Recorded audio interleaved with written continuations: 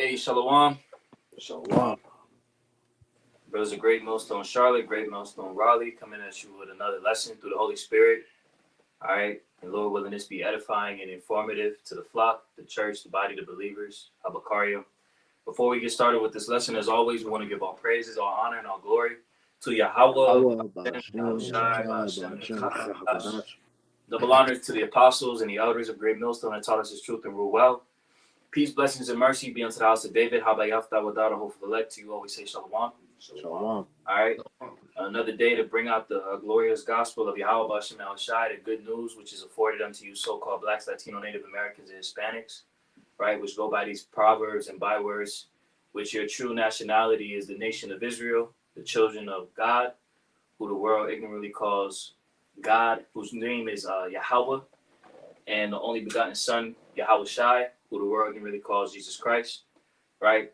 And we're going to go into the topic of a response video to this YouTube lesson or YouTube video from Uncivilized, how empires fall and why the U.S. is next.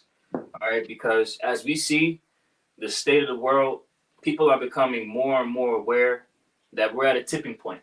All right, we're at a tipping point in history where this cites the end of America, Babylon the Great, right? But what we're going to do is give you understanding through the Holy Spirit that Yahweh Bashem El Shai have forewarned the end of this kingdom before it was established.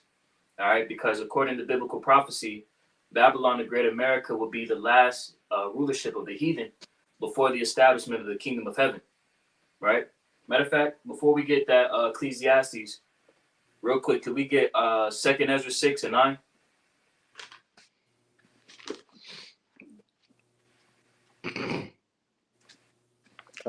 Second Ezra chapter 6 verse 9.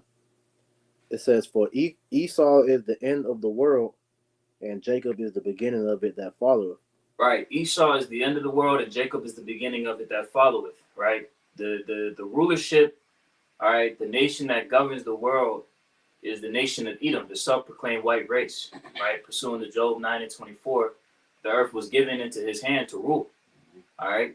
However, as we see, the end of this society is falling, and the kingdom of Yashar Allah, the kingdom of Israel, is being prepared before the people's eyes, right? With the elect being risen up in these last days, all right? And that transition is going to enter into the kingdom of heaven, but this kingdom, this empire will fall. That's right. Okay? Talking about the GNT. Come on. It's 2nd Ezra 9 or 6 and 9 in the Good News translation. It reads, Esau represents the end of this age, and Jacob represents the beginning of the new age. You know, so this current age, this current rulership is being marked by the downfall of this Edomite society, man. Right? And as the brother is going to go into in the video, you know, it's marked by the similarities, right, to all these previous rulerships, man. Yep. Yeah, I got a scripture. Come. This is Isaiah 46 and 10. It says, declaring the end from the beginning and from ancient times, the things that are not yet done, saying, my counsel shall stand, and I will do all my pleasure. Mm-hmm. You know, so we're seeing, you know, the counsel of Yahweh Shema Shai, which are his men, you know, speaking his words, the words of truth. You know, the end has already been declared from the beginning. We can read about this man's judgment, you know, which was written down before he even came into power. And the Most High have set up Esau Edom, you know, to be this big bad wolf in the earth, you know, the hammer of the whole earth, you know, to build up his military might, to build up his power. Also, the Most High can systematically break down this kingdom and show his power. Right, so we're seeing the Most High, you know, basically set a snare for, you know, this kingdom and having them go through, you know, his algorithm, this formula that Yahweh Shema Shai has set up for them to fall. Right, you guys got it. God, we can get that Ecclesiastes 1 and 9, Baba Kusha. It's Ecclesiastes 1 and 9. The thing that have been, it is that which shall be, and that which is done is that which shall be done, and there is no new thing under the sun. Right. There is no new thing under the sun. Right. And we want to keep that precedence as we Right. go through this lesson to show you that there is an underlying theme with all of these empires that have existed, is that they strayed from the ways of Yahweh Shem Shai. Okay? And that has been indicative as we're going to go into this video and articles and videos that brothers have that we're going to bring to the body's attention, is that, look, we see that this kingdom is going out the same way as others did. And that's not by coincidence. There is an actual trend that is associated to disregarding the ways of Yahweh Shem Shai. Right. If I can read this in the NLT, it's going to just pretty much personify what you just said. Ecclesiastes 1 and 9 in the NLT. History merely repeats itself. It has all been done before. Nothing under the sun is truly new. Speak on it, Doc. Right. So like you were saying, it's a pattern that these kingdoms all, forego before Yahweh Shem Shai takes them out. And so what this video is hopefully going to do is pretty much, shed light on the on those similarities to pretty much let us know that this is Yahweh Shem Shai giving insight to how he takes down kingdoms from the inside out.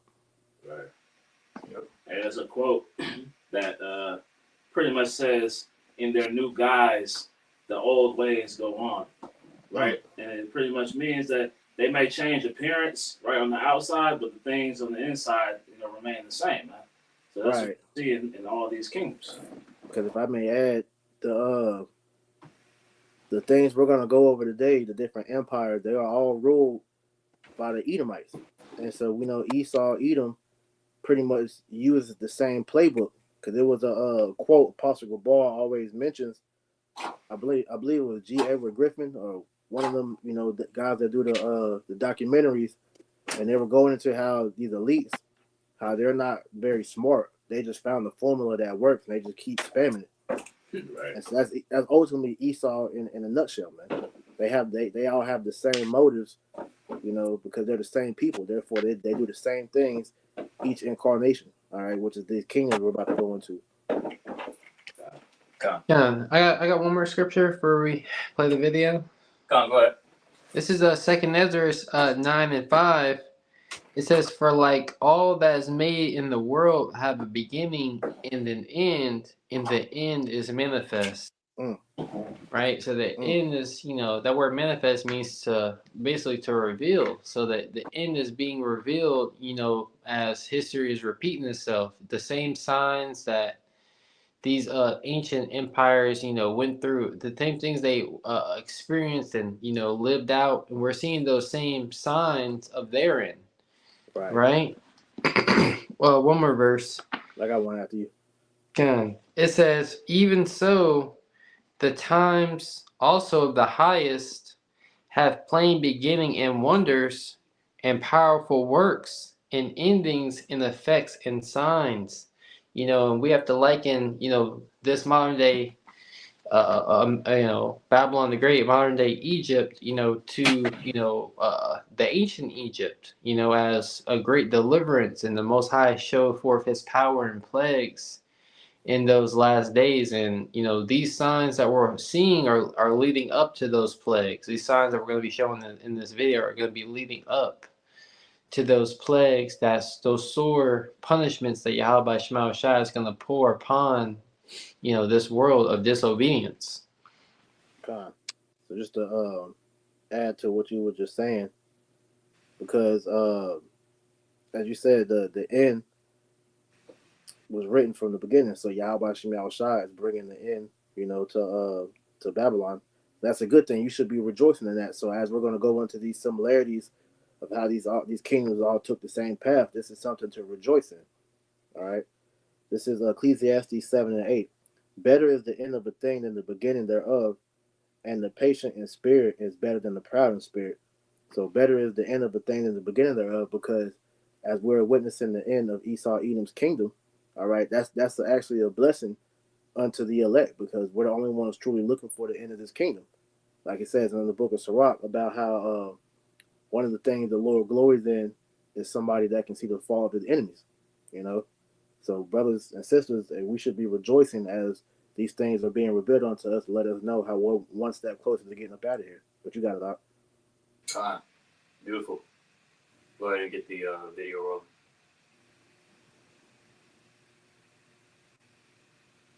Can brothers hear this?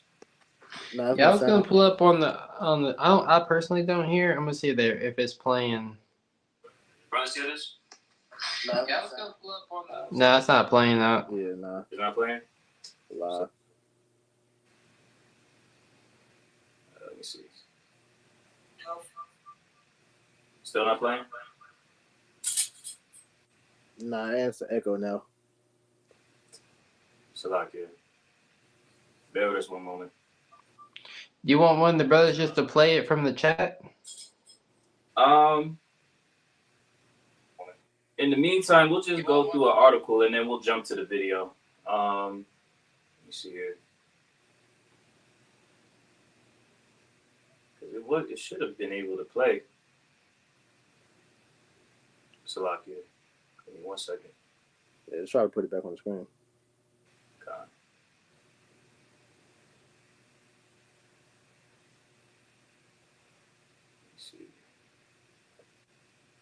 Far their rule stretched. All right, we're good now.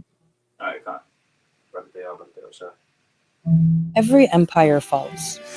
That is certain, no matter how long they reigned and how far their rule stretched. From the Romans who ruled for over 1,000 years, to the Ottomans who spanned continents, and the USSR that changed the political landscape of the modern world. So is the empire we're living under today also crumbling? Yes.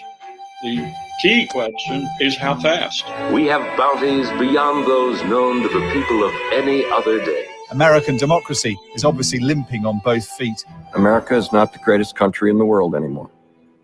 The US empire is falling, and there are 3 symptoms of its impending demise that we can see from looking to the past. Let's start with the oldest of the bunch. These videos are made possible by our supporters on Patreon. Millions of people. Remnants of its great reign still stand in cities across the world, a testament to their reach and influence in the lands they conquered. Never has Rome been greater or stronger than now.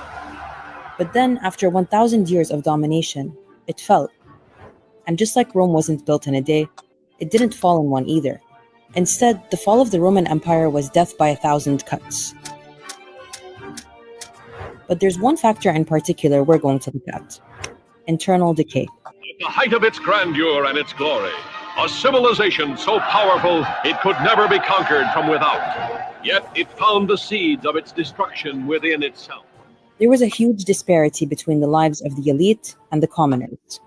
Rome's elites lived in grand estates, hosting lavish, decadent banquets where they'd feast on peacock tongue and wine from naked waiters.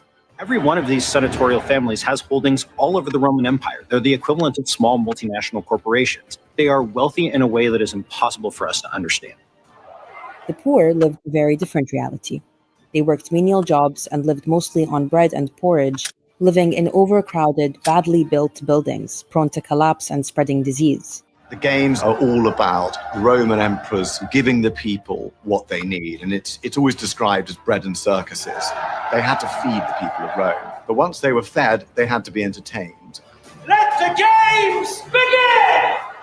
And see, we see that is exactly happening in these times. You see?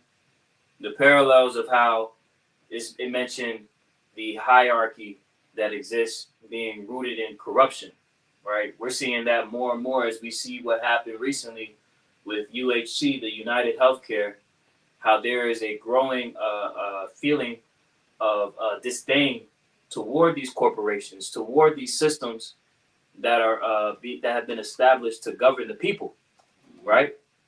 I'll read this for you real quick. Come on, go ahead. This is from an article that reads Internal Decay Theory, Ancient Mediterranean. It says, internal decay theory is a concept that explains the fall of the Western Roman Empire as a result of inherent weaknesses and internal problems within the empire itself, rather than solely external pressures.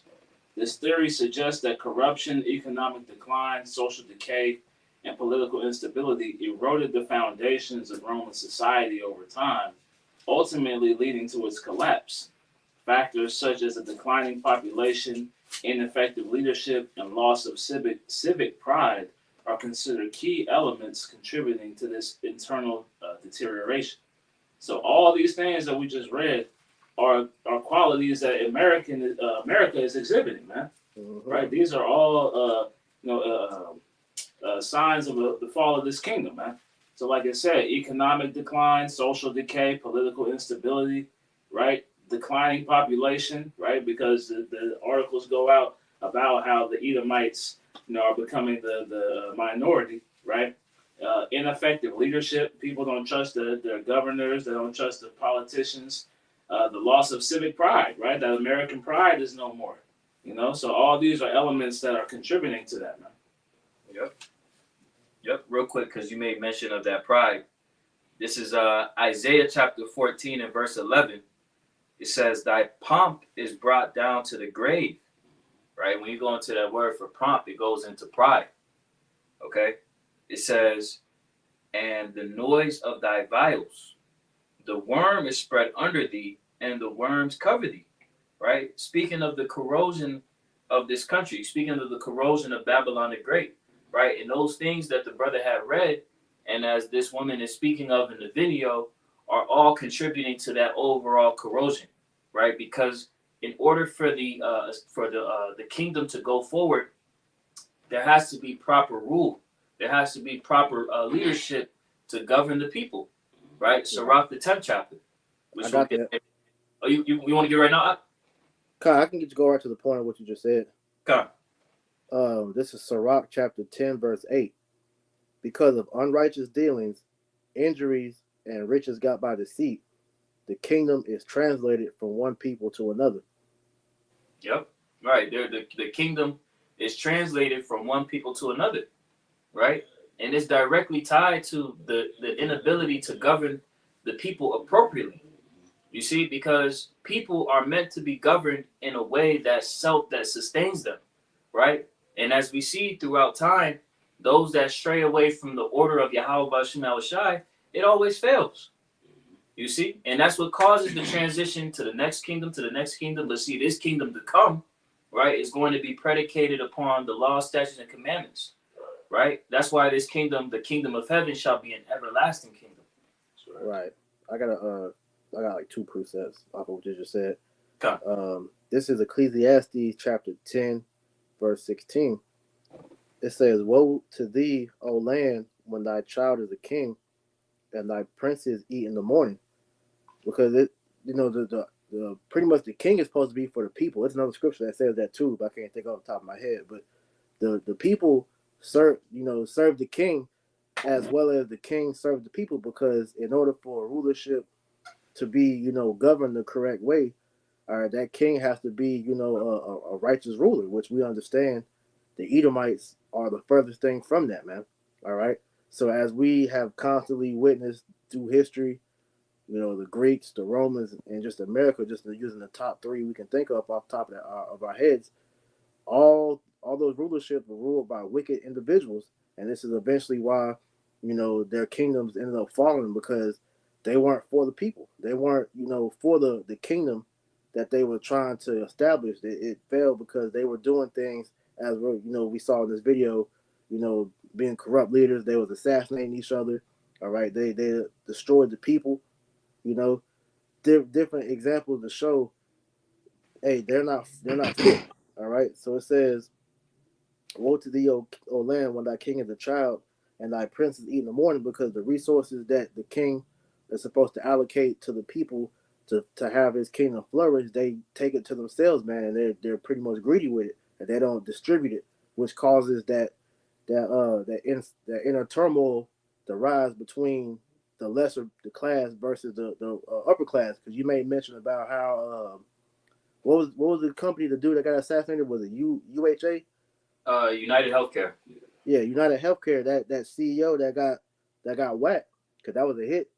All right, it was coming out that nigga was doing all type of nefarious type of business to where you had companies as well as the common people that he was ripping off mad at this dude. So when he got whacked, that was pretty much like a jolt in the arm of these people, because when you're looking at the whole Luigi, whatever his last name is, situation, he's being praised as a hero because he quote unquote did something that the people want to do. And as these things continue to get worse and worse for the public, you're going to see more incidents like that, because we already had a copycat incident happen already.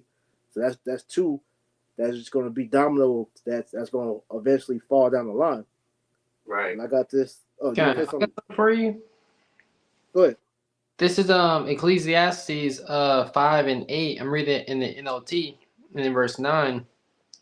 Don't be surprised if you see a poor person being oppressed by the powerful, mm-hmm. and if justice is being miscarried throughout the land. Right, because that's exactly what's going on here. All right, there is no justice as the leaders of the people, these governors, presidents, senators, or whatnot. All these people in power, specifically dealing with the political side of it, all these people are corrupt, and they're all getting over on the common people. So it's a growing fire that's being stoked amongst the lesser class, because as that great divide is widening and people are becoming more and more burdened by this economy, they're going to lash out. It's going to be like a powder keg that's waiting to blow up as this shit gets worse. God.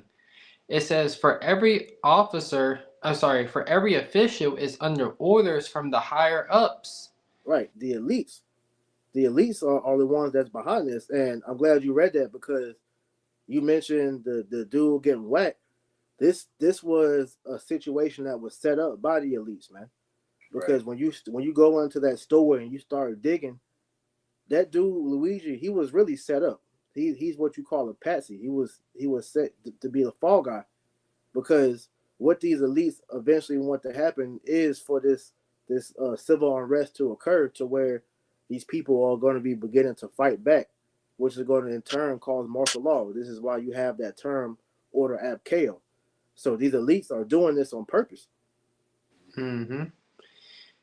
For every official, Ecclesiastes 5 and 8, and it reads, in the NLT, for every official is under orders from the higher ups, and matters of justice get lost in red tape and bureaucracy, which just so for edification, I looked at that definition. Basically means a group of non-elected officials. We're seeing that on a high scale, dealing with these people at the WEF, but even on a lower scale, because these people are able to be able to manipulate this shit because they're bought off by money. All right, they're offered different incentives to rip off people. This is why you have a corrupt justice system, corrupt police force, corrupt everything, man.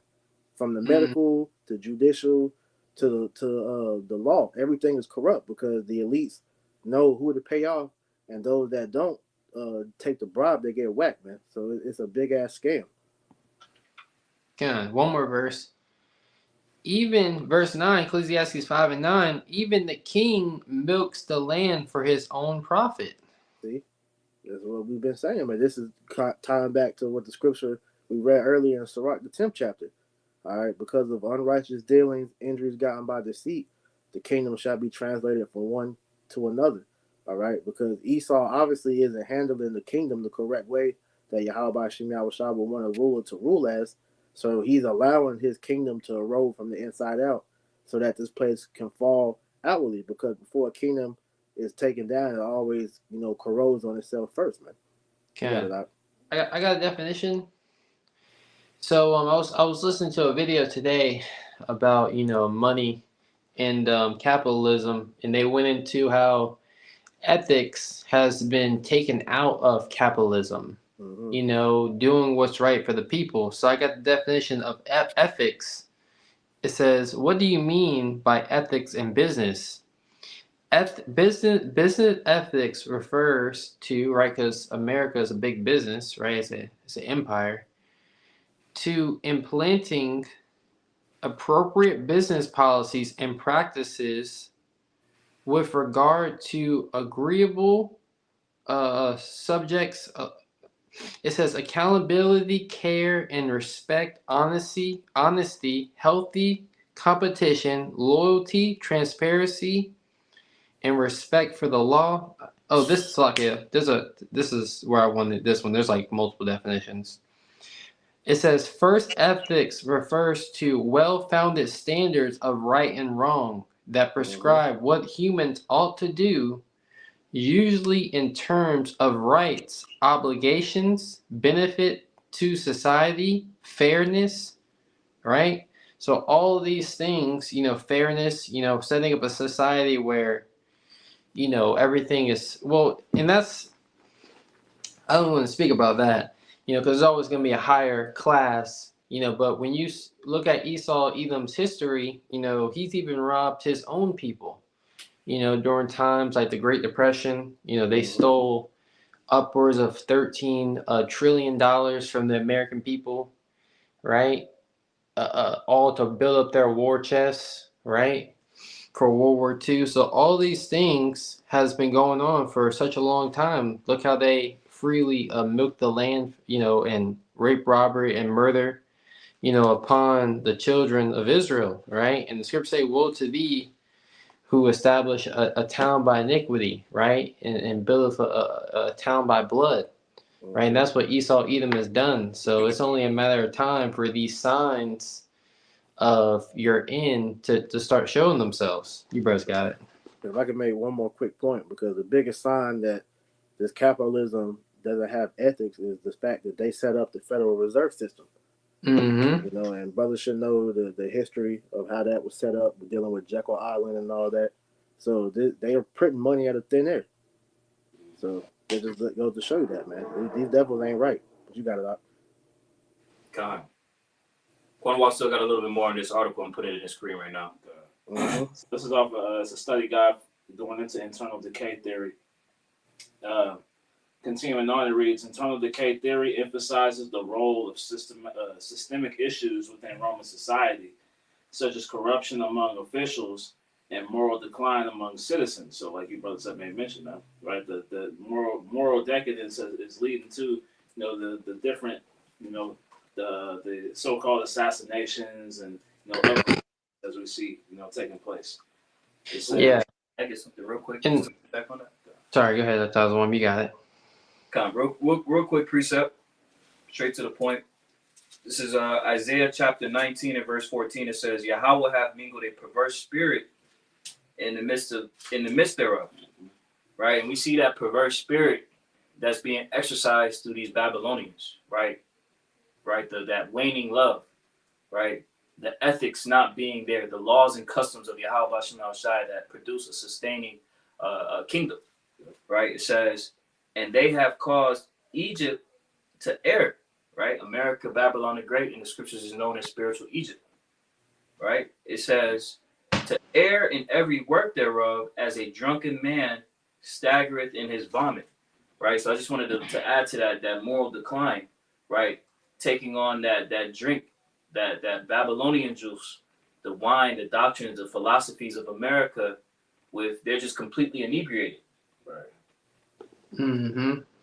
Yeah, and because I had watched a video dealing with that this, there's a guy that was just listening, and I can't really tell you the ethnicity or what he was, but he was just speaking about how, this deletion, that happened with that, basically the head of that health organization, that's a big sign that the everyday people, who, are living off of the in this society are not happy. They're not able to really continue to go on. And basically that was a cry of justice, and he was basically going into how if we don't want things to get worse, we really have to start, we have to solve this problem. Right. This is why I said earlier, this was all set up by the elite. This is that order ab chaos, because they're exposing themselves at the same time. Like I said, Psalm 64 chapter, their own tongue shall fall upon themselves. But this was a point of plan to do that, to cause that civil unrest amongst the people, which is prophecy, by the way. This is why, real quick, 2 Corinthians 2:11, lest Satan should get an advantage of us, we're not ignorant of his devices. So we're seeing through this plan, man. You know, all these things that Esau is doing, it's a controlled demolition. You know, they want things to get out of hand so that they can bring the order in, man. Because like you said, it's a powder keg that's just ready to blow. So these people are going to be exposed to more the foul shit that's being done by these politicians, by these governors, by these bankers, or whoever else, and it's just going to take one person, whether he's a plant or somebody just crack, and it's going to be all out hell, man. That's it. Continuing on. The theory suggests that as civic pride diminished, fewer individuals were willing to serve in the military or contribute to public life. Economic troubles, including reliance on imported goods and unsustainable tax system, led to widespread poverty and dissatisfaction among the populace.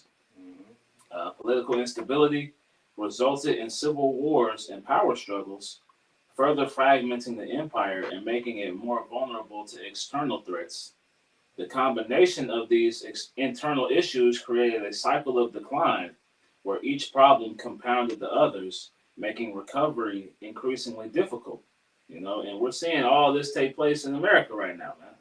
Right? All these things are just piling up. The poly crisis, as they coined it, right? All these things are coming back to back to back, you know, just as they did in the Roman time, man. Now, I wanted to get this going off of what you were speaking on, Priest. Speaking on the people being in an uproar, it says here, internal decay theory highlights how corruption among leaders and societal moral decline led to a significant decrease in civic engagement. As citizens became disillusioned with their government due to widespread corruption and ineffective leadership, they lost interest in participating in the public life or supporting the military. This disengagement further weakened the societal structures that had previously helped maintain order and stability in Rome. Right. If I could make a quick mention, this is why when you heard the video talking about this is why the whole thing with the bread and circuses, it was made. Well, we're at a point in time to where that is becoming it's pretty much fading away, like it says in Isaiah the 24th chapter, because here it is, these people are noticing these athletes are getting thrown these crazy amount of contracts, and sports is dying. Like nobody's watching the NBA, nobody's watching the NFL, these different sports leagues. Nobody's really speaking on, you know, how things like they used to. Even with the election, this election, you got a lot of people that didn't vote, you know, because they see that both candidates was pretty much losers. So people are becoming disassociated with the norms of participation that this society offers. And one of the WEF's tenets is civic participation, right? So as we see the transition of them trying to bring in this new world system, right? They're going to push for more people to be involved in this technocracy, man, right? And to separate themselves from the American way of life, so-called, man. Right. Because it's through. It's finished. You know, the goal of these elites, right, is to bottleneck the masses of people into their new order through creating a chaotic environment, right, to where they have grounds and reason to pass legislation, to introduce new practices to counter the problems that they created. Yep. Any brothers have anything? I'm gonna go back to this video. You got it. Well, I got one real quick because Quantum just read that, so I'll get this. Jeremiah 30:12. But thus said the Lord, thy bruise is incurable, and thy wound is grievous. So these are all signs that there's no coming back. You know, this place is finished, like you just said. So, all what we're reading is just showing how America's finished, man. Because the same thing that happened in these different kingdoms that this video is going to talk about, America's facing now. So this is how we know we're at the end of this place. I got one just dealing with the bread and circus we mentioned a few times. Ecclesiastes 10:5. There is an evil which I have seen under the sun, as an error which proceedeth from the ruler. Folly is set in great dignity, and the rich sit in low place. You know, folly has been really set up here. I forgot when you read this this book in Ecclesiastes, it talks about how King Solomon, he taught the people wisdom, right? He understood the importance to upholding a righteous society under the ways of Yahweh Shema Shai, and to put, Yahweh Shema Shai to the forefront, right? But that's not what Edom has done. He has, put distractions, to weaken the willpower of his citizens to submit to his will, because that's how he has governed them, by weakening them, instead of making these people strong, and him being, having the characteristic of moral heroism, right? Being a strong figure, to actually, look up to and follow. This man has been, a thief, and a murderer, all in the wise of, trying to play the good guy, and like brothers are going into, he's really catching on to it. You brothers got it. Yeah, if I can add, that word folly, when you look it up, goes into wickedness, because all the distraction that he's putting out there is he's infused it with wickedness to pretty much, like you said, weaken the people, but also to make them, go against the Most High. So being evil is a norm, and they push it. So this is why the Lord is doing what He's doing to this place. Mm-hmm. Yep. Go back to the video. The games are all about Roman emperors giving the people what they need, and it's always described as bread and circuses. They had to feed the people of Rome, but once they were fed, they had to be entertained. Let the games begin! There were famines, peasant uprisings, and slavery, and the Roman tax system disproportionately impacted the lower classes, while the wealthy often avoided taxes through exemption or corruption. This is now a new era of Roman history. Rome is no longer what it was. Rome is in decline. The middle class was shrinking, and the economy became increasingly polarized between the very rich and the very poor, all fueling resentment and instability. So what does this tell us about the US? Home they've always dreamed of, the happiest investment they have ever made. The middle class was once a symbol of the American dream. It meant owning your own home with a white picket fence, a car, kids going to school, a perceived ease and quality of life that couldn't be found anywhere else in the world, and that anyone could achieve so long as they worked hard enough. We are a prospering people, wherever we live, or earn our livelihood. But for the past few decades, that's all become increasingly out of reach for lots of Americans.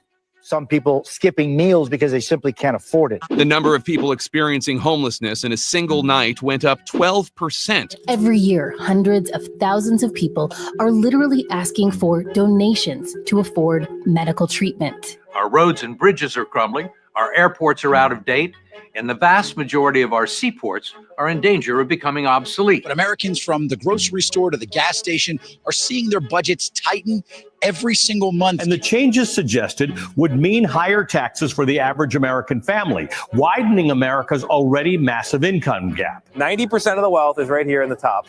And then the lower middle class, they've got 0.3% of a piece. Yeah, they have some crumbs there. And the poorest, they have no pie. In fact, they have less than no pie. They actually have a bill for pie. They're in pie debt. They're struggling to meet rent or mortgage payments, repay college loans, to repay loans for a car. While the wealthy have become steadily wealthier, wages have been stagnant and costs of living have surged. And it's not like these changes are mutually exclusive. It's off the backs of workers, off the exploitation of the American masses, that the wealthy continue to engorge themselves. Elon Musk has officially become the richest person in the world. His net worth has crossed the $400 billion mark.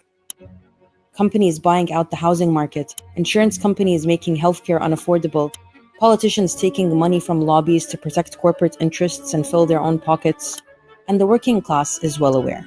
Hoarding wealth is so harmful, so unethical, so rage-inducing. Billionaires should not exist. So you talk about teacher's salary, $2,000 in rent, $400 car payment, you got insurance, you got groceries, electricity. Like, I don't understand how people are affording life right now. For 5 stitches, $3,800. What? Like, it's so freaking hard to live here. North America is one big scam. Boom, it's a fucking scam. You see, this American dream that has been sold, you know, primarily to you Israelites, right? Because the heathen, they reap the benefits of you being in captivity. That's what's made this country great, is off the backs of the Israelites, right? Primarily. But now we're seeing that this scam is being exposed, right? Through the Spirit of the Lord, right? Real quick, could a brother grab Isaiah 25:7? I got something real fast. Bring it up, brother. This is Proverbs chapter 29 and verse 2, straight to the point. When the righteous are in authority, the people rejoice. But when the wicked beareth rule, the people mourn. Now, is not America a quote-unquote God-fearing country? Does not America have the Bible as the law of the land, right? This should be indicative to show you that the people that govern the world are the wicked, right? That this is not a righteous society, because the people are clearly mourning throughout this video, throughout the various excerpts of individuals expressing their disdain for the governors, the rulers, right? Can I get this straight real quick? Okay. It's Sirach 34. Now, starting verse 1, it reads, "The hopes of a man void of understanding are vain and false, and dreams lift up fools. Mm-hmm. Whoso regardeth dreams is like him that catcheth at a shadow, and followeth after the wind." Just going into how this whole thing was set up to fail, man. Right? And they knew that they were running a play, right, on the people of this country.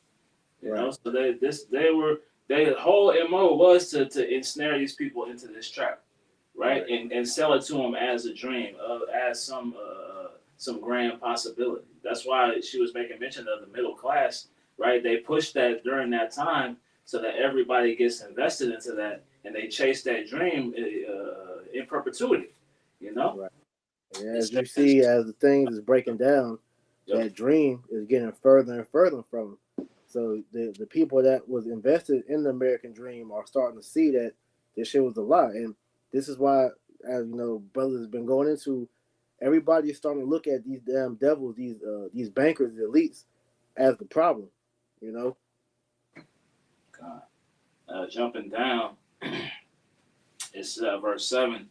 It reads, "For dreams have deceived many, and they have failed that put their trust in them," man.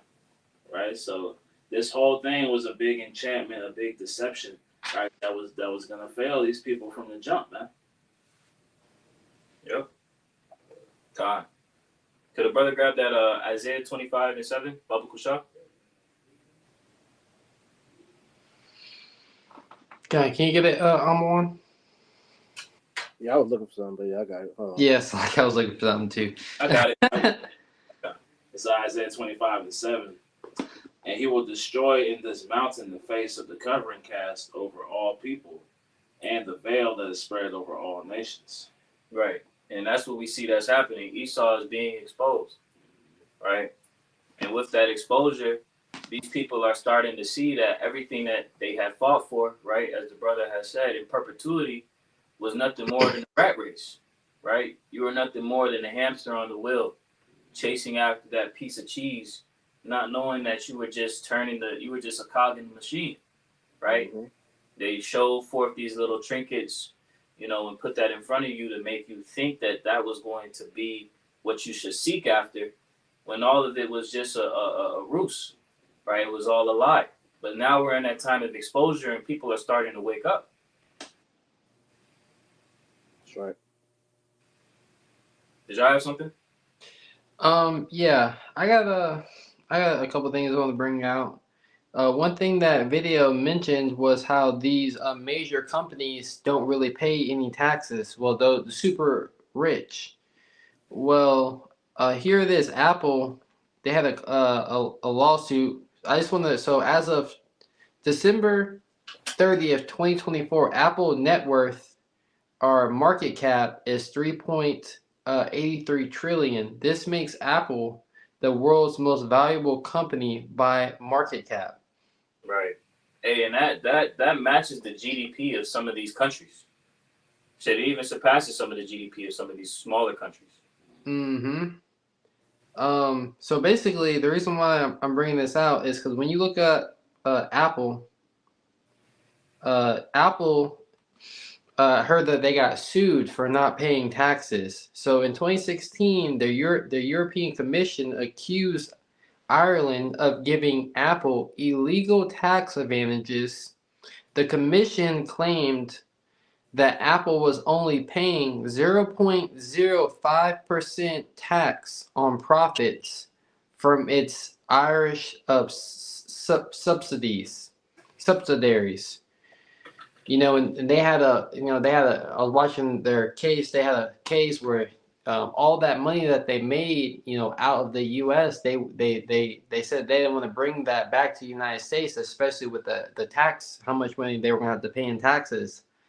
So now in 2024 in September, right, 8 years later, the European Court of Justice ordered Apple to pay $13 billion in back taxes to Ireland. You see how they fought for all that time, to basically get away from paying taxes. And they always find loopholes on how to avoid taxes, right? So, that's, I just wanted to bring that out, how just showing you the different corruptions on how the rich rule over the poor. Right. So here in 1 Samuel, I'm going to read this in the NLT just so brothers can get, some good If I visual. can add right quick. Bring it out, brother. That's why the scriptures say that he is not in trouble as other men. Mm-hmm. The fact that these companies, these subsidies, these subsidiary companies are able to just go around the world and just get off and do whatever they want to do.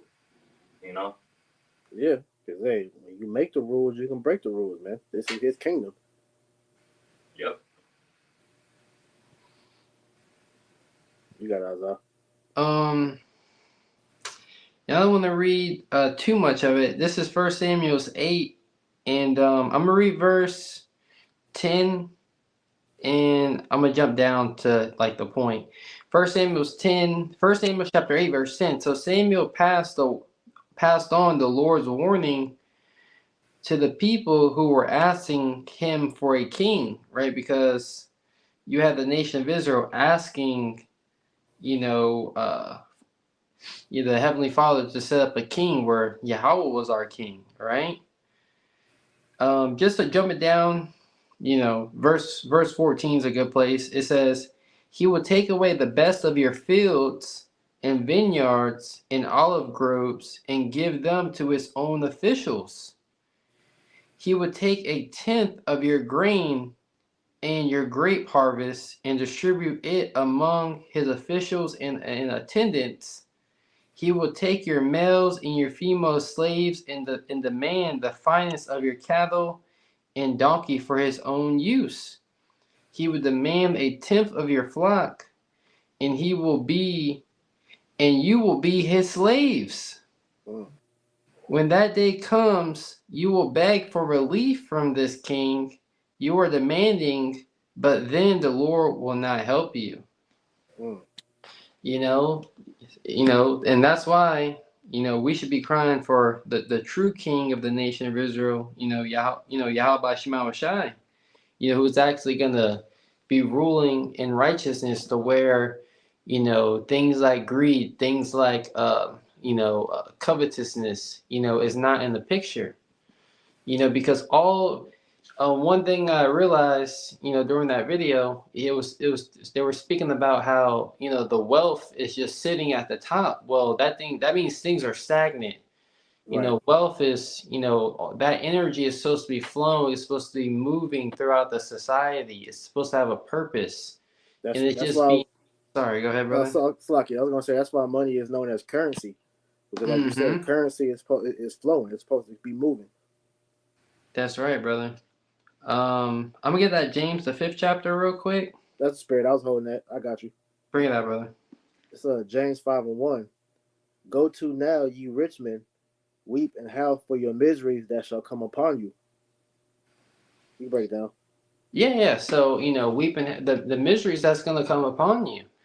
Because what Esau does, he builds up, that's why when you look at the market, you've had several major crashes throughout history.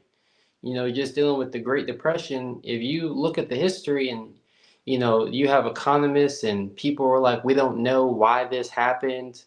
We don't know what caused it or what caused it to bounce back. All that history, you gotta know Esau Edom's track record. That was whitewashed over. Of course, they understood what happened, during that time, right? And Esau Edom, is planning for another, theft. Well, he's already robbing the people, inflating these military budgets. A loaf of bread in the military costs $20. Why? Because they're laundering money, right? They're stealing money from the people. They're doing all these illegal activities behind the scenes, and Yahweh Shema Shai is going to judge them for it. That they're robbing from their own people, but who are they really robbing from? Because you watch a movie like what's the Cavers Everdeen Hunger Games? You watch a movie like Hunger Games, and you see people living those conditions in those movies. There's people who actually live like that here in America. Yeah. We're already in a dystopian reality, a dystopian future. Where the rich are really ruling over the poor. Right, because like you said, they're robbing themselves, but really, all the riches is sitting in really one people, and it's the Amalekites, because they have their own people in slavery with the rest of the nation. So this is why the Most High, all right, is directing this message towards them. I'm gonna read this in the NLT. James 5:1. Look here, ye rich people, weep and groan with anguish because of all the terrible trouble ahead of you. Your wealth is rotting away, and your fine clothes are moth-eaten rags. Your gold and silver have become worthless. The very wealth you were counting on will eat away will eat away your flesh like fire. The treasure you have accumulated will stand as evidence against you on the day of judgment. Because as we're seeing, and everybody is beginning to realize that, like you said, all the world's wealth is sitting with those small hats, man. All right, because as the world problems will continue to get worse. These devils, if they really wanted to, they could solve world hunger. All right, they can solve homelessness. They can solve everything as a righteous king should. But they don't care about that. All they care about is hoarding everything unto themselves. Because when you read Wisdom of Solomon, the 2nd chapter, all right, it pretty much goes into how they know that their existence is fleeting, and so what they believe is that they're just going to go and use up the world's resources and then just die and disappear. No, all right, the Lord is having you pretty much stack up all these riches, all right, to be a witness against you, to know that you're going to be the reason why the world is pretty much going to turn against you. Mm-hmm. Go on. Get to the last verse 4. For listen, hear the cries of the field workers whom you have created. It's like who you have cheated of their pay. And this is what the brother has playing, all these people speaking out. All right. Specifically, this is dealing with the Israelites, but you could use this for the common day people as well. Yeah, because when you watch that movie, The Matrix, because these movies are really playing out real time. Mm-hmm. You have the initiated, that could see, right? And you have the agents that were after them, but you have the everyday people that they were just liking onto a battery. They don't care about you, right? They don't care about so-called Negroes, Latinos, and Native Americans, right? This society was not set up for us. Here, talking about for here, we have no continual city, but we seek one to come. Right, so all these things, the elites are doing this to keep, you people working. What was the old saying? You shall own nothing and be happy. Mm-hmm. And you have all these people, crying after cryptocurrency as if that's going to be your savior. Well, the elites will give you that. It doesn't matter to them. They can regulate that easy, and literally, you're going to have a digital number in the account, which is literally nothing. You can't. It's just a number, right? And you're going to be happy. Right. You know, they're going to have all the real minerals and resources of the earth. Right. It says the wages you held back cry out against you. The cries of those who harvest your fields have reached the ears of the Lord of heaven's armies, which we know is Yahweh Shai, that's going to come back and redeem the elect of Israel, the one that's crying and sighing, for all the abominations that this devil is doing unto us, man. Y'all got it. Oh, yeah, and then you got reports coming out, on how these bankers are freaking off on people, running, rings behind Pizzagate rings, all these evil and wickedness, what do you think that movie Blink Twice was all about? All of this is happening on Esau Edom's watch. This man's eating a burger and some fries right now, right? And you got people starving to death, and this thing is just not my problem. Mm-hmm. You got it, brothers. Got it. Anything going on? And then there's the internal social and political decay. People have become disenchanted with the illusion of American democracy, of its promises of equality, of equal opportunity for all as long as you pick yourself up by your bootstraps. You can see. And these words aren't being, I just want to pause that real quick. She said disenchanted. Why do you think that these enchantments are wearing off? Is because the Spirit of the Lord is in the midst, right? These lies that Esau Edom has fortified his kingdom with are breaking down everything that he stood upon. You got that word for disenchant? So disenchant in the Ellen Online dictionary reads, free from enchantment, to deliver from the power of charms or spells. Ooh, man, to deliver from the power of charms or spells, right? And this is literally what this word is doing, right? It is delivering people from the charms and spells, right? Let's see here right quick. Bear with me one moment. Is that 2 Corinthians? Real quick. 2 Corinthians chapter 10 and verse 4, it says, For the weapons of our warfare are not carnal, but mighty through Yahweh Ba'ashem Yahushai to the pulling down of strongholds. Right? And when you go into that word for strongholds, it pretty much goes into a fortress. Right? Mm-hmm. This is what Esau Edom has fortified himself in: lies, deception, usury, tyranny, right? Satanism. But through the word of Yahweh Ba'ashem Yahushai being magnified in the earth, the truth is literally breaking that shit down. Yep. Right? I got a precept for you if you were done. Go ahead. Okay, you can break it down. This is Isaiah 19:1. The burden of Egypt. Behold, the Lord rideth upon a swift cloud, and shall come into Egypt, and the idols of Egypt shall be moved at his presence, and the heart of Egypt shall melt in the midst of it. Right. The idols of Egypt, right? The false idols, the false gods, and the teachings that come along with it are being displaced, and it's been done so by the power of Yahweh Ba'ashem Yahushai. Right? This word being magnified is a burden, right? Remember Isaiah the 13th chapter, the burden of Babylon. That's right. Right? This word is more powerful than people actually perceive it to be. Right. Yeah, because everything that the prophets have been saying, these people have been taking note of. This is why you have, videos come out here and there. Or you have people admitting, maybe them Hebrew Israelites was on to something. Because as we always go into the economic collapse, the wickedness that these devils are doing behind the scenes, now that these things are being brought to the forefront, these people are waking up to the bullshit, man. All right? People are starting to speak out because they're seeing the Spirit of the Lord is making moves, man. Continuing on. And I will set the Egyptians against the Egyptians, and they shall fight every one against his brother, and every one against his neighbor, city against city, and kingdom against kingdom. And the spirit of Egypt shall fail in the midst thereof, and I will destroy the counsel thereof, which is right now. You got it, Slack. You speak on it, bro. You speak on it. No, you got it. I just want to make that point. You got it. No, I was going to say, in verse 2, it spoke about the division, essentially. Right? And Yahweh Shai, pursuant to Mark the 3rd chapter, gave us the understanding of what happens with division, right? A kingdom divided against itself cannot stand, right? So therefore, the writing is already on the wall, right? The will of Yahweh Bashim Shai is being executed in the earth.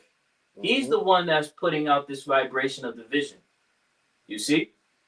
And then it said that the spirit of Egypt shall fail in the midst thereof, right? The manner of people is fleeting, right? This Babylonian spirit, that pomp, is done, right? Because again, everything that people predicated their lives upon are being brought into question, and they have no answers to substantiate these teachings, these doctrines that they subscribe to, this way of living that they carry themselves in. And at this point, if they do still choose to walk in the course of these customs and these laws, they're really showing themselves to be anti-Hamashiach. Right. Finishing out, and I got one more behind this. It says, "And they shall seek to the idols and to the charmers and to them that have familiar spirits and to the wizards." Right. And none of that shit is going to prevail. Right? That's why we're imploring our people to repent and believe in the gospel, because at least you have a fighting chance to get on the side of the right counsel. You see? Right. To take heed to the sound doctrine of Yahweh Bashim Al Shai. Those, the scriptures say, those that are heavy laden, rest with us, roughly paraphrasing. Yep. Right? Because we see you out there, Jake. We see you on the video. We see you on our day-to-day walk. Right? Jake is out of there, man. So you need to stop looking toward these idols and these false idols and these false gods and truly lean upon the Holy One of Israel. Right. And if I can add, one of those false idols that these people are looking to is that money. Yep. That money is an idol, man. It's a talisman. Like you go into the dollar. The dollar has all type of symbolism on it to show you that it's casting spells on people, man. And these people look at money as God, man. Money is most of these people's gods, man. This is why you see, niggas like, I hate to keep bringing that nigga up, but Anton Daniels, they worship money, man. And so as Esau, begins to do that, the transition to doing away with cash, and card and everything is starting to go digital, which is going to eventually lead to that chip. These people chasing that money is going to go right along and get that chip, man. But I wanted to bring this out because as you may mention, all right, the writing's on the wall, man. Yahweh Bashim Shai is letting us know that this place is finished. All right, so this is dealing with the Babylonian Empire, all right, the Neo-Babylonian Empire, but this has happened in current day Babylon. All right, Mystery Babylon, Daniel 5:25, and this is the writing that was written, Mene Tekel Upharsin. This is the interpretation of the thing, Mene. The Most High have numbered thy kingdom and finished it. Tekel, they are weighed in the balance and are found wanting. Right. So when you have the backdrop of what happened with this story, all right, these Babylonians, being headed by I believe it was Belshazzar, all right, they were partying, living up. They were in their glory, all right. In the midst of that party, all right, a hand appeared on the wall and wrote the message of what we just read. And like I said, the spiritual thing about it is that happened in this lifetime, because these elites messing around with that CERN actually saw that same writing, in that machine, man. So Yahweh Shem Al Shai is letting these devils know that, look, your kingdom has been numbered and finished. And it says that you have been weighed in the balance and are found wanting. And when you look up that word wanting, it means lacking. And what is this place lacking? It is lacking righteousness, man.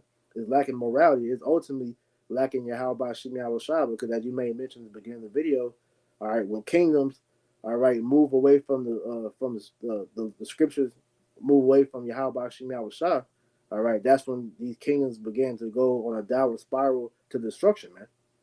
Yep. Okay, I got precept. This is Jeremiah 49:10. I'll start at verse 9. It says, "If great gatherers came to thee, will they not leave some gleaming grapes?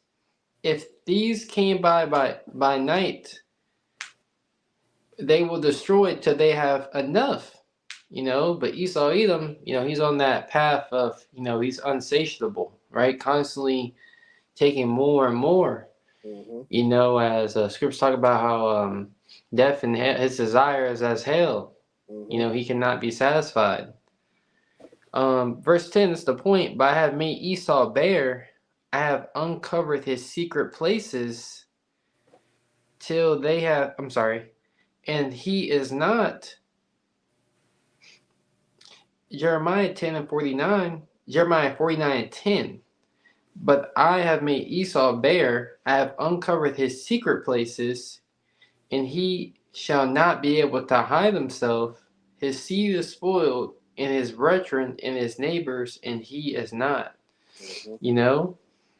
So Yahweh Shema Shai is really, you know, making this man exposed. You know, everyone is waking up to the poison in, you know, everyday supplies, you know, from toiletries to your consumption of your food to what you dry your hands with to the tap water. All these things, you know, the people are realizing, you know, that there's something wrong with this place.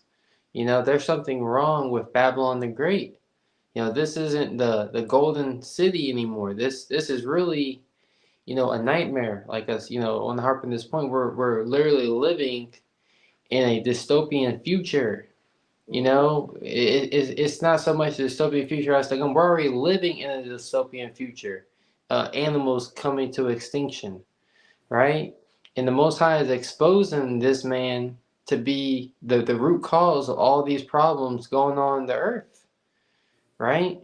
And he's doing that by this word, by this knowledge, right? Us lifting up true judgment in the earth, because people didn't know what true justice was until the prophets of Yahweh Shema Shai hit the streets. You know, so that true justice is coming out. Ebro's got it. Done. You guys take one more? We'll go back to the video. A sea of people all united under one cause. They are protesting for racial equality. The murder of a healthcare executive has led to online popularity for the shooter. Mangione has emerged in some circles as a sympathetic figure fighting the system. All this leads to political instability, economic trouble, and social unrest, which weakens the empire at its core. But an empire is bigger than its center. It's a network of vassal states serving the core's interests, and keeping all those entities in check is done through both soft power and hard power. That brings us to symptom number 2. To understand soft power and how it plays into imperial decline, let's look at the Ottomans. It was a huge empire, dominated by a Turkish dynasty that had its origins in Asia Minor. The Ottoman Empire was one of the most powerful and enduring empires in history, spanning 3 continents at its height. It was a hub of cultural and scientific innovation, producing advancements in medicine, astronomy, architecture, and engineering that changed the world. They ruled a considerable mix of peoples and faiths. There was no great history of ethnic tension, even though there was a history of massively complicated ethnic and confessional coexistence. It lasted almost 600 years, until it didn't. One factor that contributed to its demise was its waning influence over the peoples and territories it had under its control, also known as the loss of soft power.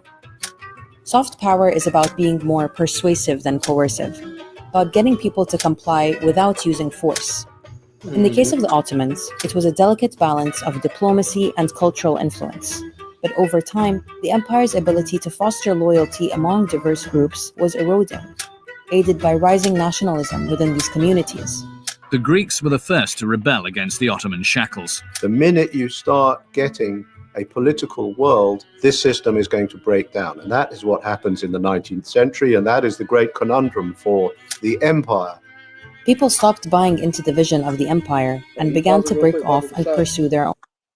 Because this is, you know, the same pattern that we see these Edomites, which shows you that these devils are greedy, man. Because what they ultimately are doing, as it goes into, you know, how Esau has, you know, pretty much lost the soft power that he had over the people, is because he's burdening them so much to where they eventually turn on him. You know, that's been, you know, a continuing staple for all his kingdoms. Because, like, for example, you have with the Romans, it's a show on Netflix called The Barbarians, which the barbarians were Jakes when you do the research. But one of the revolts they had with them was because they was increasing the taxes on them to the point to where they didn't have anything to give them, and yet they were still increasing taxes on them. So they were left with no choice but to rebel and fight against them, which is eventually what his own people ended up doing. So just want to put that point out there. Precept real quick. So Revelation 17:16. And the 10 horns which thou sawest upon the beast, these shall hate the whore. Shall make her desolate and naked, and shall eat her flesh and burn her with fire. So as she was speaking on those vassals, right? Those underlings, pretty much. The America is using NATO and the EU as those vassal states. But when you go into the medieval dealings, when the kingdom misused their vassals, then what happened? There were backdoor dealings taking place. Yep. They were ultimately trying to overthrow that kingdom, and this is what we're seeing take place. With these nations underneath America right now, man. Yeah, so they're making enemies, amongst the outside and in the inside, man. I got one. Oh, you go outside. Jeremiah 51:7. Babylon has been a golden cup in Yahweh's hand that made all the earth drunken.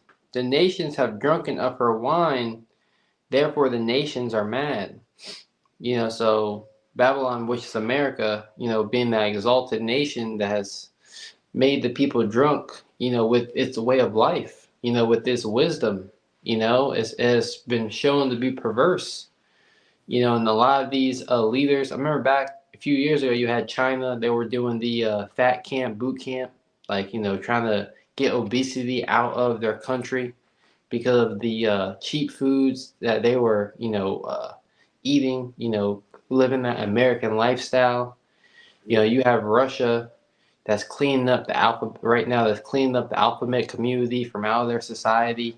So you have these nations that are not down with the moral, you can't even call it uprightness, the low morals, the no morals of Babylon the Great, and they don't see Esau Edom as a fit king because a real king is supposed to be what they call him a nationalist in these days. A real king is supposed to be for his people, for his nation, For his country, yeah. right?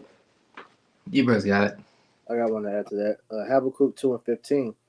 Woe to him that giveth his neighbor drink, that putteth thy bottle to him, that maketh him drunken also, that thou mayest look on their nakedness. Because, like you're saying, Esau has pushed, all these different things that have destroyed nations unto them, and so now that they're realizing that, look, being allied with these damn Edomites, man, is not benefiting them, because as they're doing their conquest for power, they're suffering for it, man.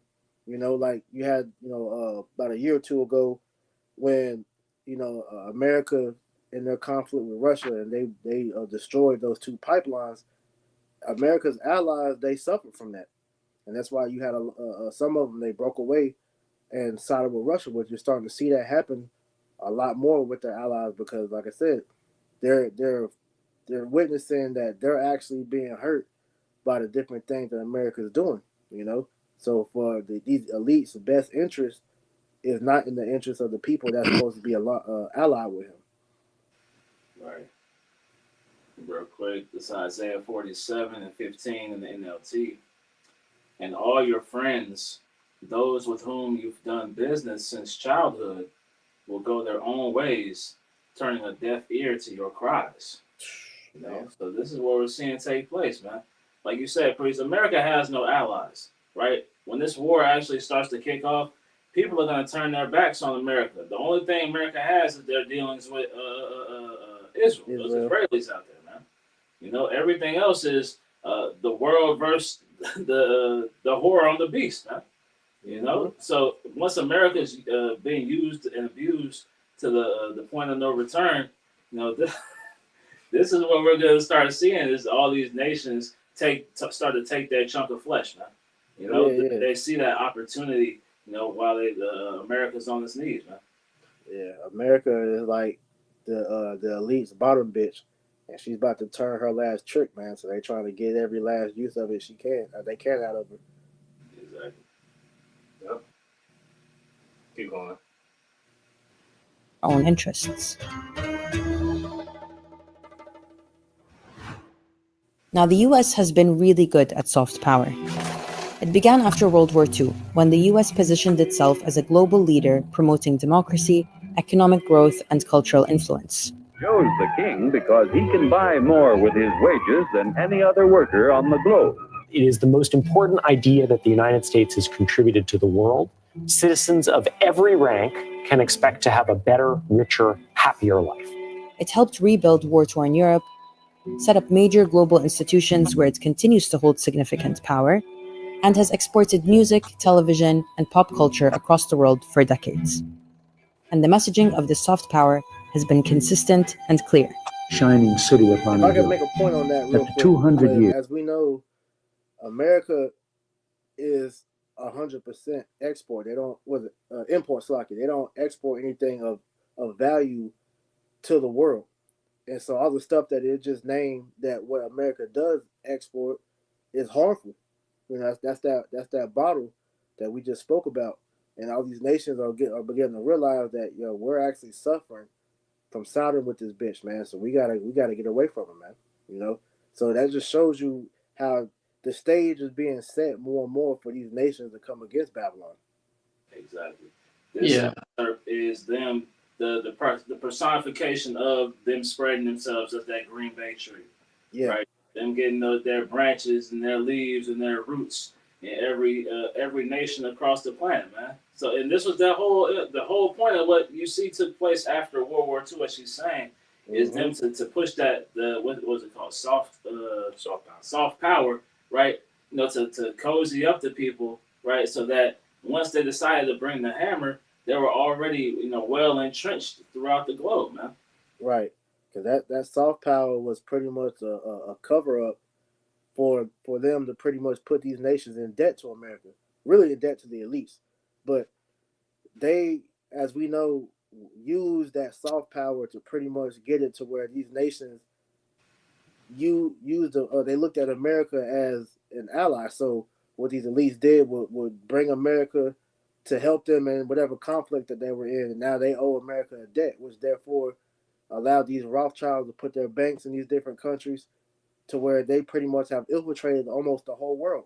And the people that didn't play ball with them is the ones that they threw sanctions on, which is why you see the stalemate that we're at right now, to where Russia, Iran, and different countries that refuse the Rothschild bank, that's the big boogeyman of the world, man. All right, but like I said, that illusion that these nations have been enchanted with is wearing off. Now they see what this shit is for what it is. Yep. Isaiah, did you want to bring up this article?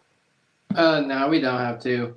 But really, the top, like you said, it just does the top export for the U.S. is oil drilling and gas extractions, petroleum refining, brand name pharmaceuticals, which we know that's not good.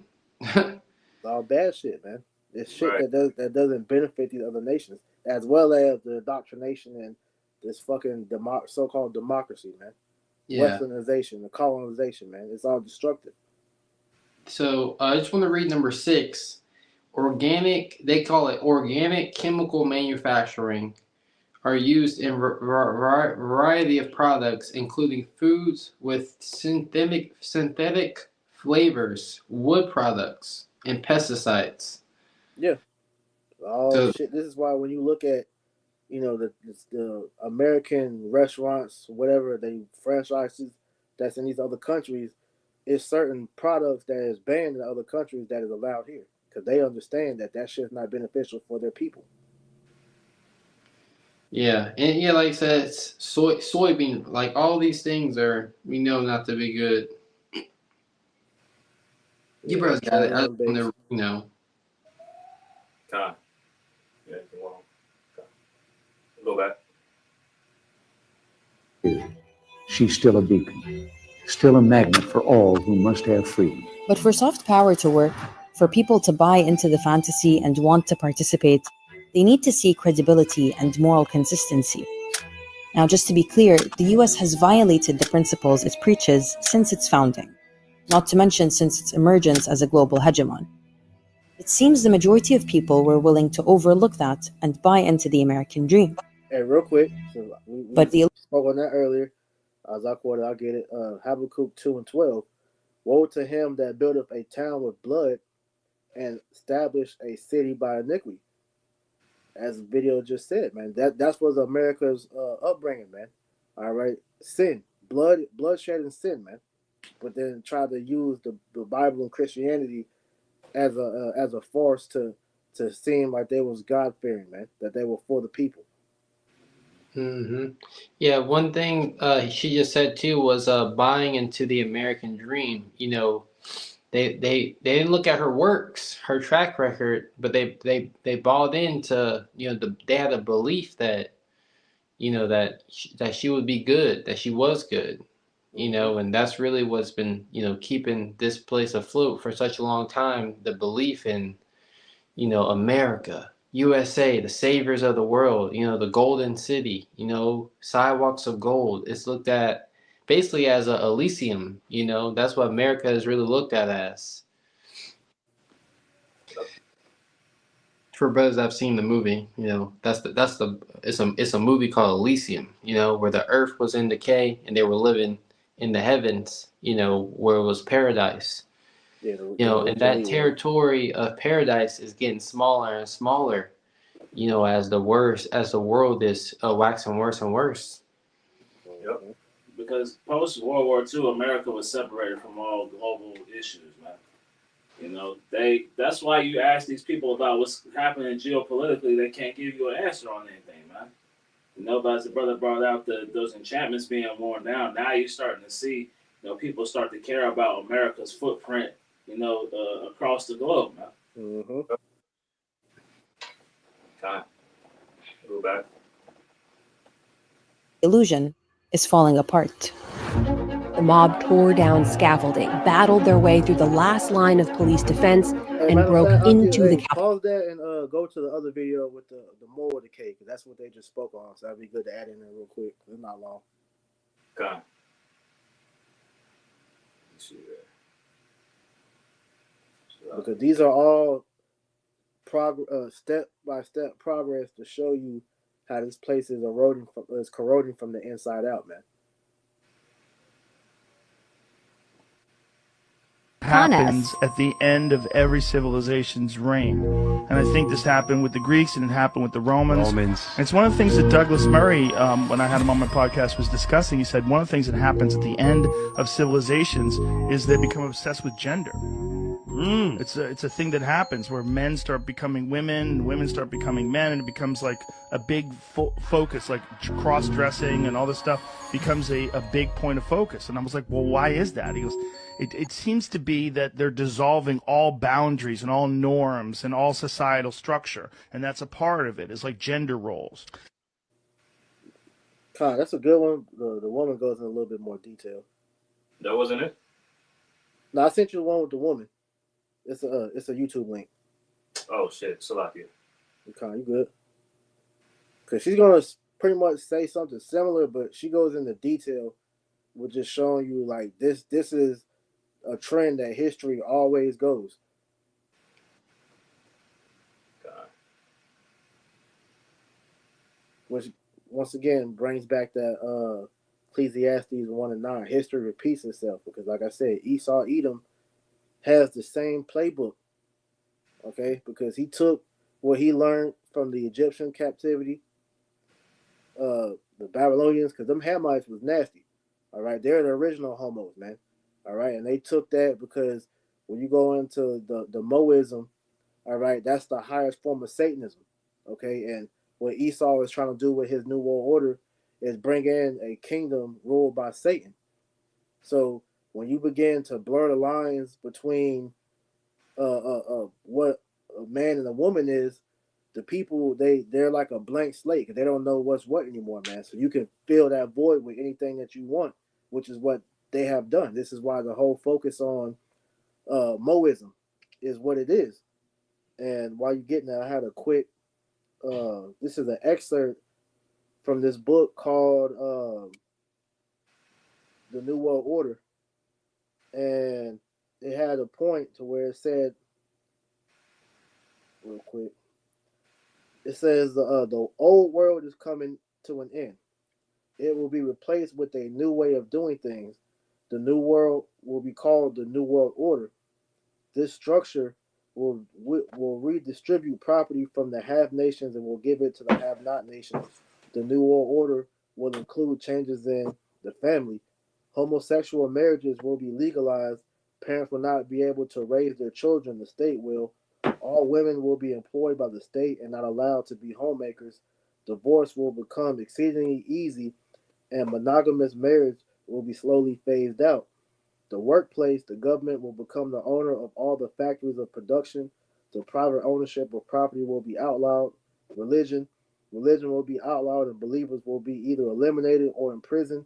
There will be a new religion, the worship of man and his mind. All will believe in the new religion. The United States will play a major role in bringing it to the world. World wars have been fought to further these aims. Adolf Hitler, the Nazi socialist, supported the goal of the planners. The majority of the people will not readily accept the New World Order, but will be deceived into accepting it by two strategies. Just giving an excerpt of why things have gone where they're going, or where they have gone, because this is a plan that was set up a long time ago by the elites, man. You know? So nothing that happens is by accident. Yeah, I got a scripture. This is Psalm 68:6. It says, "They search out iniquity; they accomplish a diligent search. Mm-hmm. Both the inward thought of every one of them in the heart is deep." Right, and what Esau, that search that he did was what you call subversion. All right, he subverted, like Scripture say, he subverted whole houses. He destroyed, all right, the minds of the people to the point to where, like I said, they will eventually just go along with what he gives them because they're not able to think for themselves anymore, man. All right, with all these distractions and different things that he's put out here, these people have lost, the true cognitive function of how the brain's supposed to work. Therefore, now they've become programmed. And so what Esau has done is slowly introduce these things little by little over time to where gradually the people grew to accept it, which is why, like I said, this mode agenda, this is not no light thing. This is a path to destruction. This is why the scriptures look at this place like modern day Sodom and Gomorrah, because this is what Sodom and Gomorrah eventually, led to. That's right. And just when you that little excerpt, we see a lot of the beginning stages of those things. We're past the beginning stages. We're deep into it at this point. Yeah, we're exactly. We're seeing, those fruits, spring forth. And this man, he has think tanks where he thinks 30, 40, 50 years into the future. Right? You have a vision board, you have a calendar, a 1-year calendar of your goals and everything. This man creates a vision board for the next decade, and he understands history. He has this knowledge that he uses against the people. His wisdom is against the people because all of these things like social inclusion, right? He has created a society where people are separate and it's all systematic. But now, he's going to bring a pseudo salvation, of inclusion. This system right here is going to, allow everyone to be one, under this MOT to the B system, right? So it's all a trap. It's all a snare this man is laying. Tom, play the video. There is something weird, despite that, about the transgender question, right? There is something going on that's beyond the sort of liberation of fluidity. Something else seems to have happened, where many young people in this country now, there's a percentage increase in the number registering for clinical interventions on transgender questions has increased enormously. There's a certain fashion in schools of some sort. And it's a nerve-wracking business. If you're going to get no platformed in this country at university, you know, Germaine Greer, like, regardless of what one thinks of Germaine Greer, the point is you only have to touch on this question. Skip Ian her McEwan, till who the is other woman starts talking, Baba Kashar. Say that once more. I said you can skip her part. It's the one on the left that's going to be the main one doing the talking. And that the moment you are dissatisfied with the limitations of your present gender definition, that there is this enormous mechanism waiting to alter your body, to halt puberty, to slow your puberty down. People, all very well-meaning and very sympathetic, are there to provide surgical intervention into and potential permanent changes in your body with which there's no going back. Okay, I mean, for me, a sex change operation opens one door but closes many others. Right? I personally believe that anyone who collaborates in an intrusion into a developing child's body, you can skip and to mind, about 4 is minutes guilty. and 13 seconds.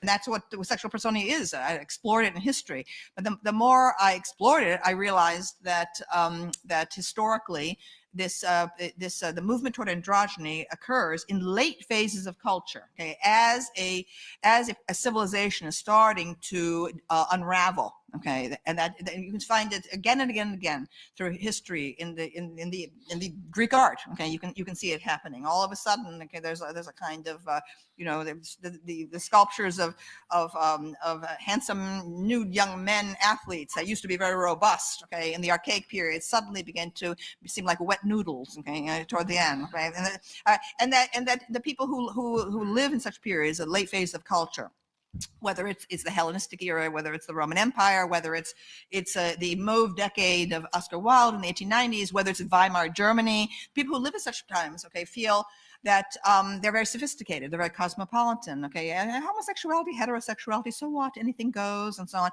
All right, and so, but from the perspective of historical distance, okay, you can see that it's a culture that no longer believes in itself, okay, and then what you invariably get are people who are convinced of the power of heroic masculinity, okay, on the edges, whether they're the Vandals and the Huns, okay, or whether they're the barbarians of ISIS, okay, you see them, starting to mass on the outsides of the culture, and that's what we have right now. That there is a tremendous and rather terrifying disconnect between the infatuation with the transgender movement in our own culture and what's going on out there. Okay, all right, and so I mean that's why I'm concerned. I feel it's ominous. Okay, We can stop it right there. That was I the point. question. Okay. So just even these historians understand that when you see a society going the way that we see America going, that this place is done, man. Yep. Okay, I got this precept. This is it's like, yeah, I just got Isaiah chapter 3, verse 9. It says, the show of their contents does witness against them. They declare their sin as Sodom, right? Just as Sodom and Gomorrah was open about their wickedness, the same things are going on here in America, to where, people sing songs about their evil, about their wickedness, about the wickedness of their culture, especially among our people, Jake, who learned from Esau Edom, right? It says, they declare their sin as Sodom, they hide it not. Woe unto their soul, for they have rewarded evil unto themselves, right? And we understand, yes, it is the elites, causing these things, as they're trying to bring their NW0 back into, to bring it, alive, to have it speak in the earth, their image. But it's really the Most High, right? This is the judgment that the Most High is setting up for this world. The everyday people are suffering when the Heavenly Father was sending those plagues upon ancient Egypt. You think the people weren't suffering? When the cattle was dying, when water was turned into blood, right? All this moral decay that's going on, it's causing the people of the society to suffer, and it's eventually going to reach, to the kings of these nations, right? And that's why we always read about the day of the Lord. Talks about how the powers shall be shaken. The Most High is going to shake this world up, right? We're only at the beginning stages of it. This is the beginning of sorrow. These hyperinflations, right? And these people love it. These people love this moral decay. They're all for it. These people aren't standing up for justice. So the Most High is judging them. You guys got it. Gone. Well, go back to this video. We'll finish out this little part, and then that'll be it. Gone. Capitol building itself. At home, the land of democracy, liberty, and human rights hasn't kept up the best image in recent years. And it's not any better abroad. The US has spearheaded and overseen devastating wars, crippling debt, human rights violations, and environmental damage across the world, which has made it hard to take preaching of democracy and freedom seriously. America no longer charts a course and therefore has lost all rights to set it, and even more so to impose it on others. Disillusionment with American values is growing, and in its panic, the empire continues to thrash and bully to stay relevant. That's where hard power comes in, and brings us to the third symptom of the fall of an empire. This one is best illustrated by the Soviet Union. Now, the USSR ideologically rejected the idea of imperialism, but the reality is that it looked and acted like an empire. The Soviet Communist Party has not faced a serious internal threat to its political rule since the 1920s. There was a centralized authority overseeing expansion and control of a collection of republics and satellite states, where movements for autonomy were suppressed. What tethered these states together was a unified ideology, communism. But it was also hard power, military might. And that costs money. It is here, in Red Square, that the superpower Soviet Union holds its military parades, displaying its might for all the world to see. At its strongest, the Soviet Union had 5 million soldiers stationed around the Union, and pursued wars and conquests to maintain and expand its reach. Then there's all the money spent on the arms race during the Cold War. Money spent on propping up parties in proxy wars across the world, and money spent on wars like Afghanistan, a protracted 10-year-long conflict that cost them $50 billion. The superpower from the north occupies Afghanistan with more than 100,000 troops, a modern mechanized army.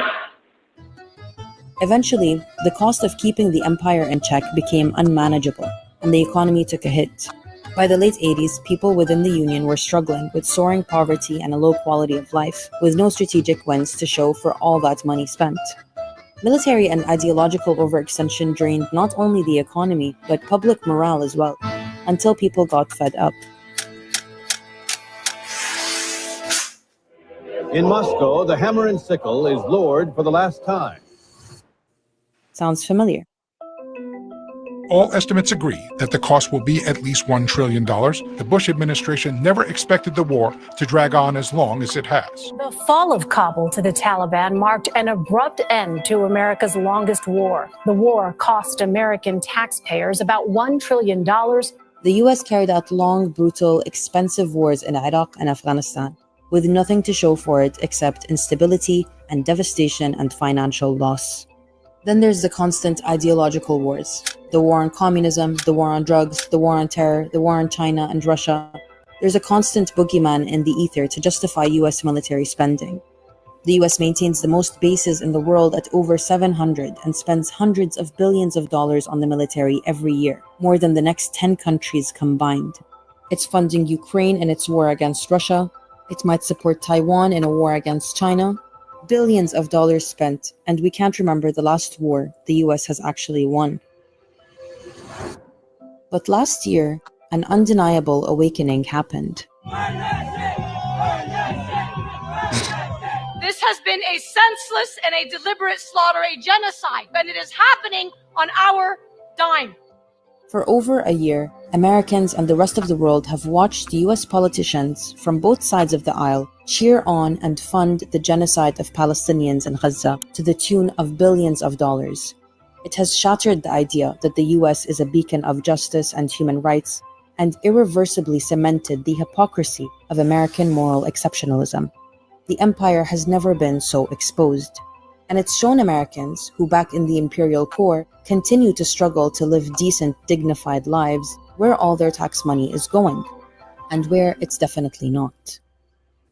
Yeah, that's pretty much it. You know, if you brothers and sisters want to check that out for yourselves, you can. I just want to close with a quick precept, and then if brothers got anything, of course, add to. This is Isaiah chapter 14. Reading in the Amplified Bible, because with all of this being said, this gives credence to why the Lord is coming to establish the kingdom of heaven, right? Because this existing rulership, has oppressed the people beyond measure, right? Mm-hmm. This is Isaiah 14:3 in the Amplified Bible. It says, "And it will be in the day when Yahweh gives you rest from your pain and turmoil, and from the harsh service in which you have been enslaved, that you will take up this taunt against the king of Babylon and say, how the oppressor has ceased his insolence and how the fury has ceased," right? Because at that time when Yahweh Shai is sent to redeem the elect of the nation of Israel, right? That's it, right? That is when we have been really able to step into our rest, right? Verse 5, it says, Yahweh has broken the staff of the wicked, right? And, the staff is representative of power, right? The scepter of the tyrant rulers, which used to strike the peoples in anger with insistent blows, which subdued and ruled the nations in wrath with unrelenting persecution, right? That is the hegemony of Edom that exists on the world today. Verse 7, the whole earth is at rest and is quiet. They break into shouts of joy. And that's going to be attributed to the kingdom of heaven to come. You see? Because this existing rulership has broken these people to the point to where they can't imagine actually continuing in this country any longer, continuing under the rulership of this devil. You see? So again, as we titled the lesson in response to this video, how empires fall and why the U.S. is next, as we started, the underlying theme that we've shown throughout this lesson through the Holy Spirit is that the turning away from the ways of Yahweh B'Shem Al Shai is what caused these things to happen. That's right. Read this real quick. Or, just play like the last 30 seconds of the video. Last 30 seconds? Yeah, because she summarizes a lot of what you just said. In that, as people, all of these symptoms, are signs of the end of a kingdom, man. Right? And it's been showing itself throughout history as we open with that Ecclesiastes. Yep. Check. But these systems aren't going to live forever because they're inherently unsustainable. They rely on the exploitation of peoples across the world and within the imperial core, and bank on them buying into the bit that all this is necessary, is better for them, and protects them. And as life becomes more unaffordable, countries more destabilized, governments more autocratic, and our environment more unlivable, people eventually wake up. And that's usually the beginning of the end. All right, so we're at the beginning of the end, man. We're really at the end. It began a long time ago, but we're seeing that ultimate downfall about to take place, and it encompasses, right, all these different things throughout society that we see decaying, man. Yep. Yeah, because like brothers were going into earlier, how Esau, he's really a fool because he sees the decaying of society as an opportunity, to make war physically with them, because he wants to bring the population down to 300, to 500 million? Mm-hmm. Because it's much easier to control because he's not a god. Esau, he doesn't have the power that Yahweh B'Shem Al Shai has. And Lord's willing, we're part of that number who are going to be ruling this earth in righteousness. We're going to be able to govern this world, the whole earth in its fullness. Right? It doesn't matter how many people are on it. They're going to submit to the will of Yahweh Shema Shai. Right? Esau Edom has not been given that power. I don't got a precept. This is Isaiah, just to get the scriptures out more than talking.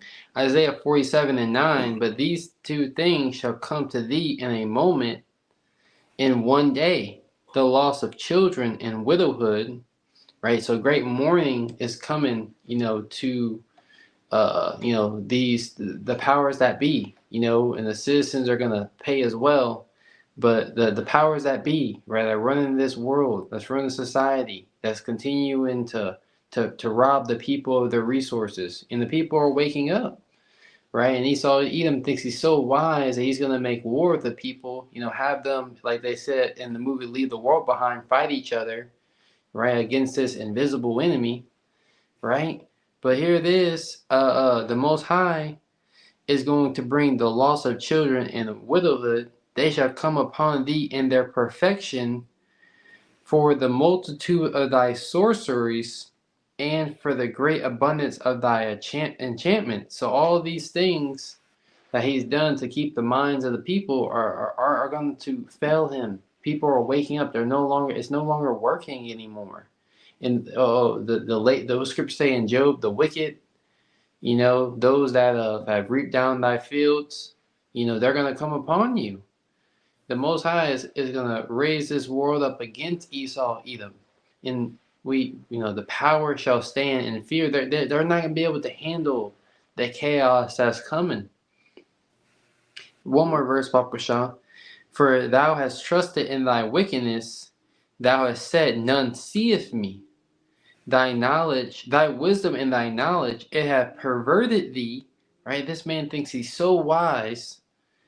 And thou hast said in thine heart, I am, and none else beside me. Right? And the Most High has this man truly in the trick bag to think all this power that he's been given, this technology, this left-handed advancements in his world that he has gained, right, through his scientists, right, to be able to come with this nuclear destruction and all this type of witchcraft where he's able to weaken the people and control them. All these things is going to come and basically fail him in the end.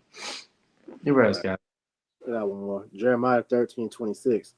Therefore will I discover thy skirts upon thy face, that thy shame may appear. All right, so it's everything we've been saying.